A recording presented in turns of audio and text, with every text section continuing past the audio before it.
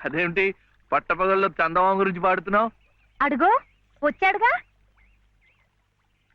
ఎక్కడా? ఏడి? నువ్వే. ఏ కాదా? గుండ్రటి మొహం, చక్రాల్లాంటి కళ్ళు, ఎన్నెలల్లే నవ్వు. అయితే పాడుకో. ఏ శివయ్య, కాస్తిటొచ్చి ఈ ప్రద్దెళ్ళు అందడం లేదు. వీపు అందకుండా ఎందుకు పెట్టుకున్నావు? మీ ఆడాళ్ళతో అవును, వెంకటస్వామి తాళ్ళిబొట్టు తీసుకురాగానే నీకు పెళ్లి అయిపోతుంది అన్నమాట. ఎట్టా అవుద్దయ్యా, నాకంటే పెద్దాడివి, నీకే కంది. నన్ను చేసుకోనందిగా, ఇంకెట్ట అవుతుంది? ఎవరంది? మా మావయ్య కూతురు చిట్టి. బంగారు కొండవి, నిన్న అంది. ఎందుకంది? మా నాయనమేమో శివయ్యని నీ మొగుడు చిట్టి అంది.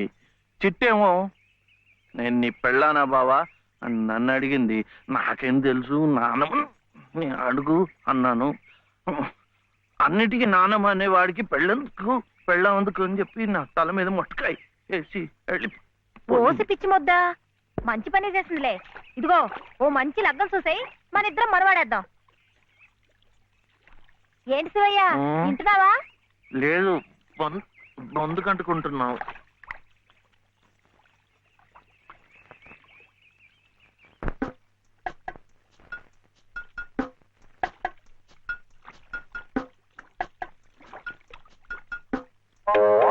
ఏం శివయ్య, పెళ్ళనగానే చేతికేదో కరెంట్ వచ్చినట్టుగా ఉంది. కరెంటే కర్మ, మను అయితే మన ప్రేమ పట్టపగ్గాలు ఉండవు. ఊరి సచ్చినోడా నువ్వా? ఎల్లెలో ఏటే సుబ్బులు, చెయ్యి మారగానే సాకు తగిలిందటే చుట్టుకున్నావు. పట్టేవాళ్ళ బుద్ధేంటో ఆ చెయ్యి వాటంలోనే తెలిసిపోద్ది. అమ్మో!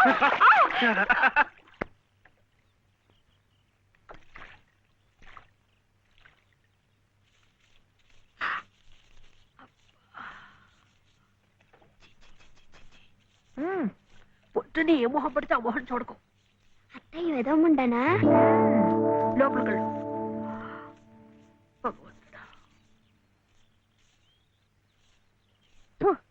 పొద్దున్నే నీకెందుకులే మా పళ్ళు, అవి అక్కడ పడేసి లోపలికి వెళ్ళు. పర్వాలేదులే వదినా, ఇందులో తప్పే ఉంది. తప్పే ఉంది అని నిలదీసి అడిగితే నేనేం చెప్పను? నిన్న పొద్దున్నే నీ మొహం చూశాక ఆ పక్కింటి ఆయన కాలు జారి పడ్డాడట. వాళ్ళ ఆవిడ ఒకటే తిట్టిపోసింది. పొద్దునే లేచి ఎవరైనా కాస్త మంచి మొహం చూడాలనుకుంటారు పాపం. ఏమే నీళ్ళు, నువ్వు వెళ్ళి కాస్త కాఫీ పని చూడమ్మా. వెళ్ళు.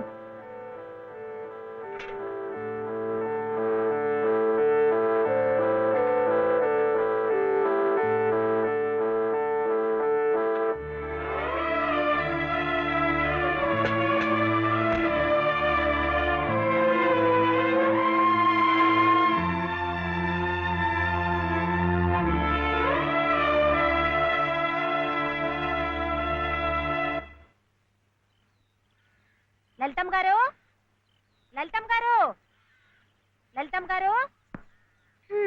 అదేమిటి రోజు ఎంచగ్గాను దుర్గమ్మ గారు అని నా పేరు పెట్టి పిలిచేదానివి, ఈ రోజు ఏమిటి లలితమ్మో అంటా గావుకేకలు దుర్గమ్మ లలితమ్మ అయిపోయింది ఏమిటి?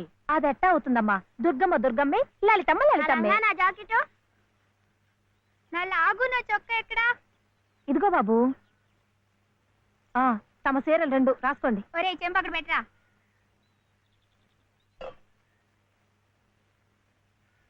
రా బాబు, ఇదిగో మీ అమ్మగారివి 6 చీరలు. జాకెట్లు ఇదిగో ఉన్నాయి. ఇవి నీ చట్లు నిక్కర్లు, జాగ్రత్తగా పట్టుకెళ్ళు. అమ్మో ఇన్ని బట్టలే? మొగుడుతో కాపురం చేసే నేనే ఒంటి మీద బట్ట రాతి మీద బట్టతో అఘోరిస్తున్నాను. మొగుడు లేని ఇవిడి గారికి అమ్మా రేవు 6 చీరలే. ఇట్ట ఈ స్త్రీలకి ముస్త్రీలకి ఆయన గారి సంపాదన అంతా తగలేస్తే నేను నా బిడ్డలు అడుక్కు తినాల్సిందే. చిచ్చి, మీ బట్టలే అనుకున్నాను. మీ మనసు కూడా నీరకాయ పట్టి మురికెత్తిపోయింది. ఒక్కసారి మీ ఆయన గారు ఉడకేసి ఇస్త్రీ చేస్తే నా స్వామి రంగా. ఏమిటే గొడుగుతున్నావు? అబ్బే ఏం లేదమ్మా. అయినా మీరు కూడా ఏందమ్మా, దేవుడు ఏదో చిన్న చూపు చూడబట్టి ఆవిడ మీ ఇంటికి వచ్చింది గాని నిన్నటిదాకా ఆవిడ లక్షణంగా బ్రతికిన మనిషేగా. అంటావు మధ్యలో నీ సమయం పోయింది. బట్టలు ఎక్కువేస్తే డబ్బు బాగా గుంజొచ్చని నీ ఆలోచన. ఆవిడ గారి బట్టలకి మీరేం డబ్బు ఇవ్వక్కర్లేదులేండి. పుట్టెడు కష్టంలో ఉంది. ఆవిడికి ఈ పాటి సాయం చేస్తే పుణ్యమైనా దక్కుద్ది. ఆహా, అంత పుణ్యం కావాలంటే నీ కొంపకి తీసుకెళ్లి నెత్తిన పెట్టుకు పూజించు ఈ సంతని. ఆవిడ రావాలే గాని ఆ మాత్రం అన్నం పెట్టలేకపో.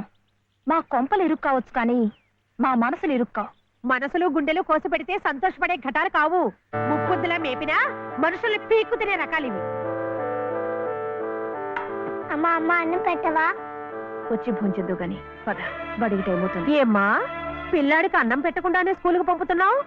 మాటంటేనే మూతి విరుపులైతే చాలా కష్టం. ఈ పూటైతే మానిపించావు, మధ్యాహ్నం తప్పుతుందా, సాయంకాలం తప్పుతుందా, రాత్రికి తప్పుతుందా? ఈ ఒక్క పూట ఆదా చేస్తే మాకేం మిగిలేదు లేదు. శుభ్రంగా కూర్చోపెట్టి వెళ్ళవయ్యా, వెళ్ళు. అది కాదు వదినా, నిన్న పొద్దున అన్నం తిని కక్కుకున్నాడు, అందుకని. పడ్డలేదంటే ఇడ్లీలు బొడ్లీలు చేస్తాననుకుంటున్నావేమో. 3 రోజులు అన్నమైనా కుండలో వేస్తే ఎగబడి తింటారు నా బిడ్డలు. వేడు అలవాటు చేసుకుంటాడులే వదినా.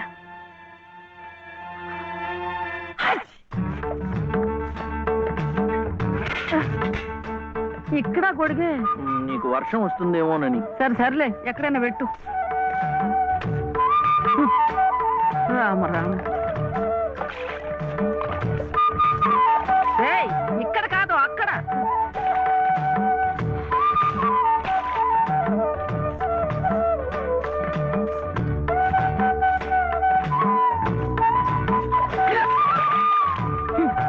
రామచంద్ర,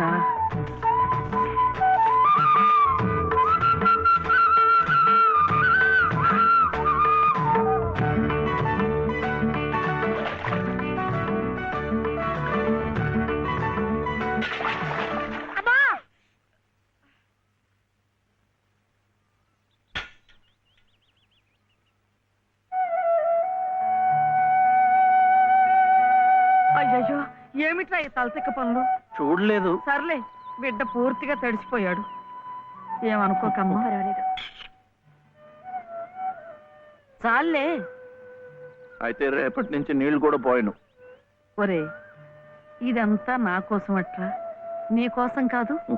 ఏది చేసినా భక్తితో చెయ్యాలయ్యా. అయితే ప్రసాదానికి వెళ్ళినా వెళ్ళు.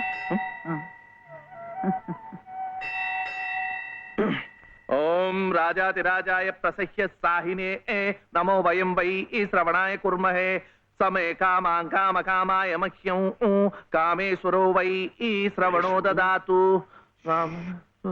ఇంకా నైవేద్యం కాలేదురా. శ్రవణో దదాతు.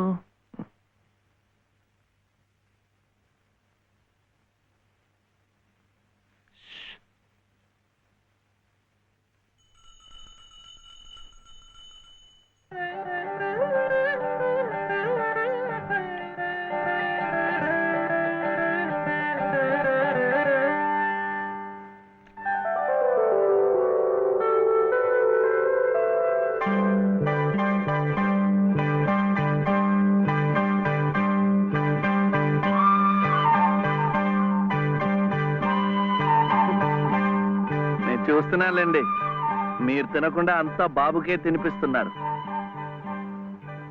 తీసుకోండి. నాకు లేదనా?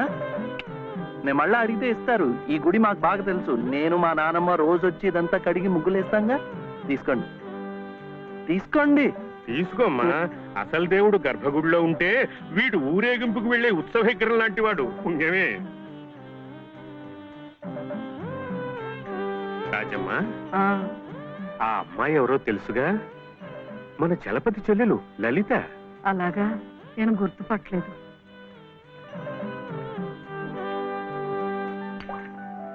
నిన్ను గుర్తుపట్టలేకపోయానమ్మా. ఏమనుకోకు. ఏమిటో మనిషికి ఒక చింత పెడతాడా దేవుడు. గంగిగోవు లాంటి మీ అన్నయ్యకి ఆ మహాతల్లి మీ వదిన ఎలా దొరికిందో. వస్తానండి. పదమ్మా. చూడమ్మా, ఇంత చిన్నతనంలోనే నీకొచ్చిన కష్టం సామాన్యమైంది ఏం కాదు. ఇలాంటప్పుడే మనసు చిక్కబట్టుకోవాలి. నేను ఎన్ని ఎదురు దెబ్బలు తిన్నానంటావు? కళ్ళ ముందే కాపురం చేస్తున్న కూతురు పోయింది, కొడుకు కోడలు పోయారు. చిన్నతనంలో జరిగిన ప్రమాదంలో మెదడికి దెబ్బ తగిలి నా మనవడు ఇలా అయిపోయాడు. ఇవన్నీ తట్టుకుంటూ మందులు మాకులు తింటూ ఇంకా బ్రతికుండాలనుకుంటున్నానంటే ఎందుకంటావు? నా మీద ఆధారపడ్డ వాడి కోసం, నా మనవడి కోసం.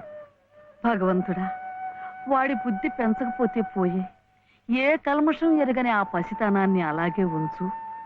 చెప్పింది చేసే పట్టుదల, దీక్ష అవైనా ఇచ్చావు, అంతే చాలు అని రోజుకొక్కసారి ఆ దేవుడికి గుర్తు చేయటానికి ఈ కట్టిని ఇలా ఉంచాను.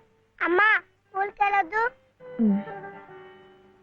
చాదస్తం అనుకోకపోతే ఒక్క మాట చెప్తాను తల్లి. నువ్వు కూడా ఒక మంచి రోజు చూసుకుని ఈ గుడి ప్రాంగణం తుడిచో, మెట్లు కడిగో, ఇంత సేవ చేసుకో. అంత మాత్రాన బాధలు తీరిపోతాయని కాదమ్మా.